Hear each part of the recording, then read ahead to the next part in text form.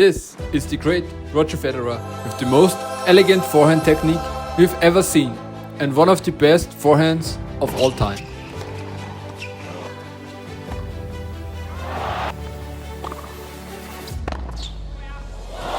And this is me, an advanced amateur club player who just loves sharing his passion for tennis online. In this video we are comparing my forehand to his and see how I stack up against the maestro himself. Now, I know I'm not even close to his level and my forehand is nowhere near as good as his. But that's not the point. I want to show Federer's incredible technique, share what I can take away for my own tennis journey, and most importantly, highlight what you can learn to improve your forehand as well. Let's go into it. As a junior, I watched and played a lot of tennis. While my overall game wasn't great until I hit about 18 years old, my forehand was always my biggest strength. It was only later that the rest of my game caught up. I always watched Roger play on TV and tried to imitate his style. Who wouldn't? Just watch him play. While I tried to model my forehand after his, I have to admit that it doesn't look nearly as good. But I can say that it's worked out pretty well for me. Let's start with a side-by-side view comparison. I'll show you other angles later in the video. By the way, if you noticed anything I don't mention, drop it in the comments. I'd love to hear your feedback.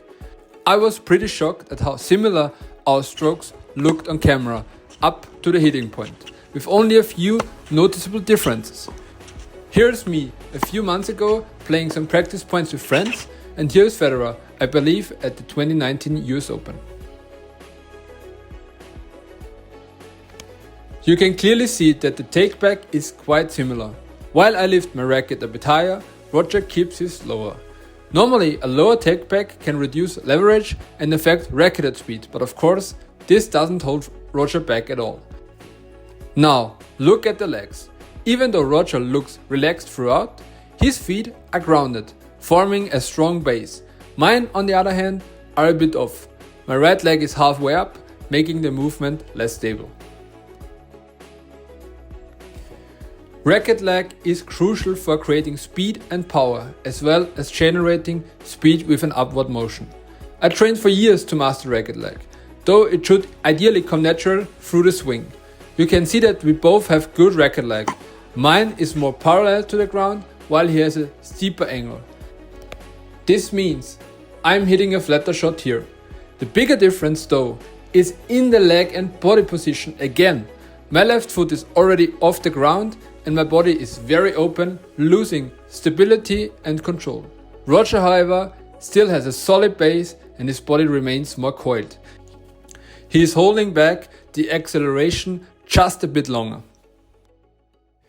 The contact points look good for both of us, but there's a major difference in the racket face.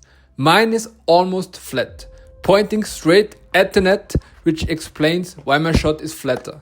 Roger's racket face though has a more of a 45-degree angle, adding more spin. And again, the body positioning is key. My left leg is almost in the air with my weight on the right foot. Roger, on the other hand, has already shifted his weight to the left foot and is moving his body forward, giving him better stability and control. But here is the big point. My movement here isn't necessarily wrong. I'll explain this in a bit. Nothing too special at the follow through. I usually finish with my follow through over the shoulder, while Roger often finish next to his biceps. Both are perfectly fine. It's just a stylistic difference. I mean, we all know that one Spanish guy who dominated clay for 20 years and finishes almost every shot over his head. I will not mention names.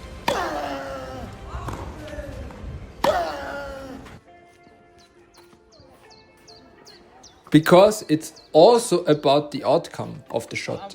Yes, Roger's shot quality is of course better. If I adjusted my feet and body movement, my shot would also be better too. But at the end of the day, especially in amateur tennis, the most important thing is that the ball lands in the court. And this ball was inside the court, and it wasn't even a bad shot. With a bit more stability and a forward body motion, obviously, of course, the shot quality would have been better. Obviously, you have seen that Roger has mastered the basics of the forehand, and that's something we all need to focus on.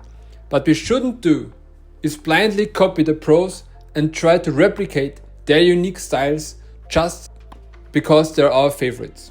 If you want to become a better tennis player, definitely watch the pros and learn from their technique. But remember, their unique finishing styles or racket angles aren't things you should mimic directly. Instead, focus on mastering the fundamentals and finding your own way to play our wonderful sport. I hope you enjoyed this video. Thank you for watching, and I see you in the next one.